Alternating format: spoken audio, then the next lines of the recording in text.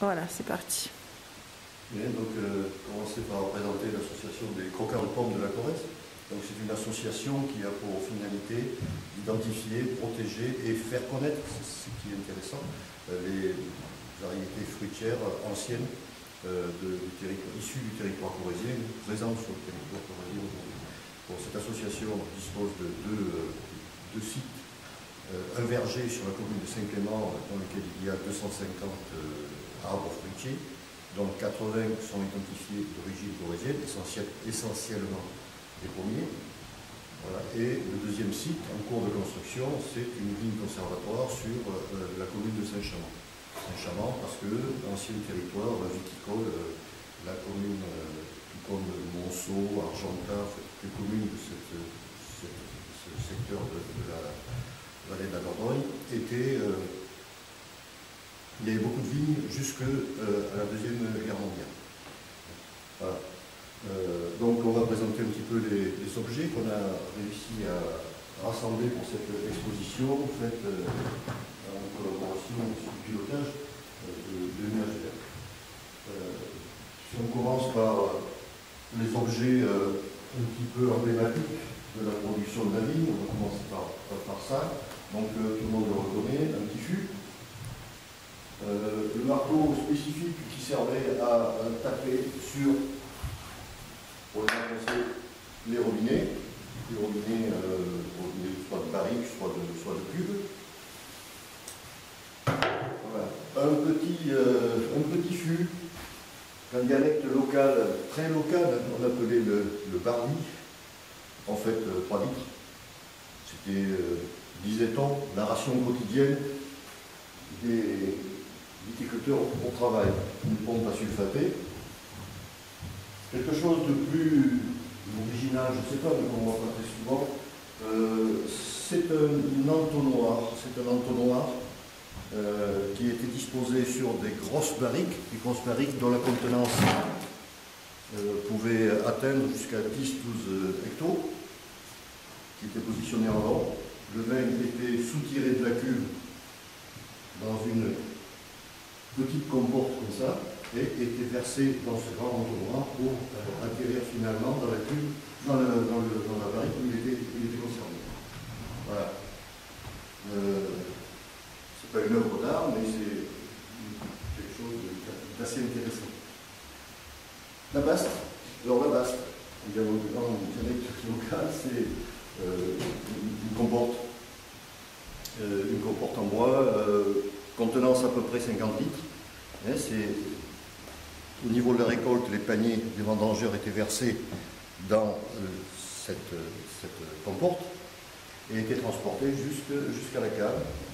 Avant de vider la comporte dans la cuve, où le vin avait fermenté pour arriver à la production du vin, le raisin était foulé avec cet outil.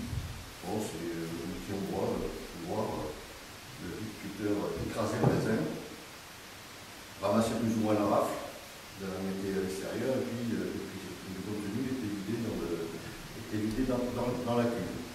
Voilà. Ensuite, divers panneaux un petit peu explicatifs. On ne va pas les passer tous dans le détail parce qu'il faudrait un certain temps. Un petit panneau de présentation du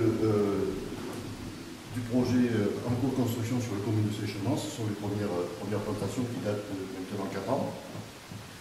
Quelques articles de presse qui sont un peu significatifs de la présence de la vigne sur le territoire et également de son renouveau à l'heure actuelle, parce que sur le territoire corrézien, on assiste à des nouvelles implantations d'espaces de vignobles.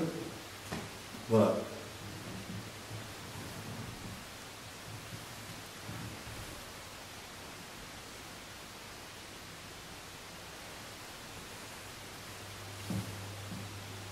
On est toujours dans le même thème. On retrouve l'occasion de promenade dans les sous-bois de la vallée de la Dordogne, la trace de présence de vignes autrefois. Un petit panneau de présentation du projet sur Saint-Chamond. Très rapidement, c'est pas très important en termes de surface, 25 arts. Une partie, la première, qui est vraiment le conservatoire sur lequel il y a aujourd'hui 44 variétés différentes. Le deuxième espace, le dessin n'est pas très à l'échelle. Le deuxième espace, c'est un espace qu'on a souhaité dédié à la production, petite production de vin. On plante de la vigne pour faire du vin en général. Donc là, l'idée, c'est d'essayer de produire un petit peu de vin rouge, un petit peu de vin blanc. Bon, ce ne sont que 250 pieds au total. Et le troisième espace sur lequel on mise pas mal, c'est un espace dédié aux nouvelles variétés. Ces nouvelles variétés étant en cours de validation par l'INRA, l'idée c'est que soient mis au point des cépages qui soient résistants aux maladies de façon à limiter le plus possible le recours aux fongicides et pesticides. Voilà. Donc, en fait, bâtir un petit espace où on pourra lire d'où l'on vient, où on est, c'est faire un petit peu de vin, et surtout où l'on va. Voilà, quelques panneaux qui retracent la vie de la vigne dans notre département. Petit zoom, je dirais, sur l'architecture dédiée, sur les bâtiments spécifiques. Ici, les cabanes de vigne, alors on en retrouve dans toute la vallée de Dordogne, mais on en retrouve France entière, les cabanes de vigne. Ce n'est pas spécialement original, mais ça démontre bien que la vigne était présente. Voilà. Certains espaces intérieurs étaient d'ailleurs aménagés pour pouvoir y vivre à minima. Il y avait une cheminée, il y avait un petit espace pour manger. Voilà. Sur la maison du vigneron, bon, ça c'est l'architecture classique, et, voilà, c'est des photos qui ont été prises dans un rayon de 5 km autour d'Argentat. Où on retrouve une architecture fortement marquée par l'activité viticole. En règle générale, c'était un espace, un niveau habitable et une cave semi-enterrée, qui abritait le matériel nécessaire pour faire le vin.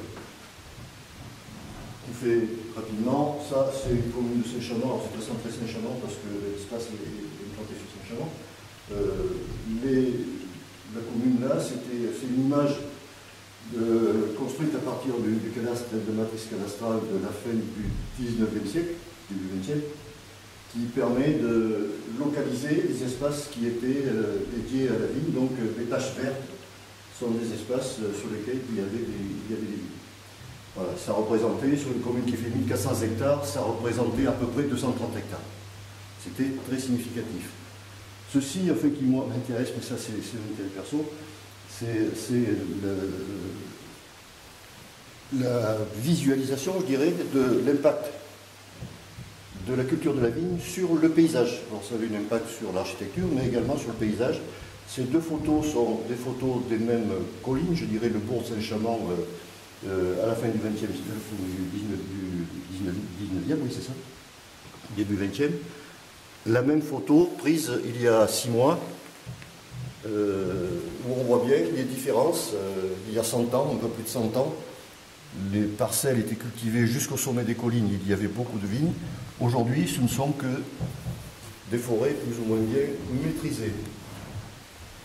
Voilà pour un peu l'histoire de la vigne. Ensuite, la pomme.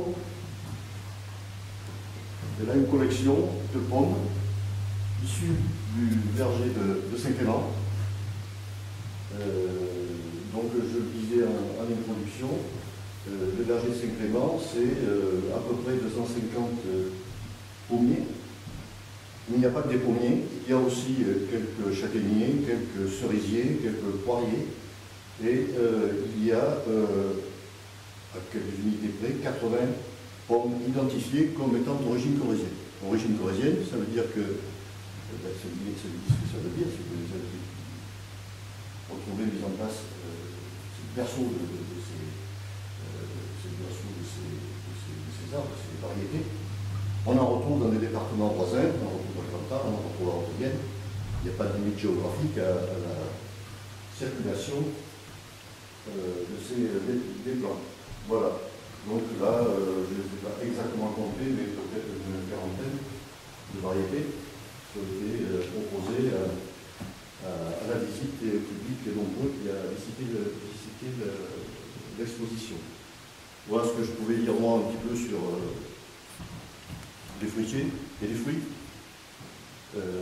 Présenter aussi un petit peu l'activité de cette association qui compte aujourd'hui à peu près 300 adhérents sur tout le territoire colombien. Voilà. Merci.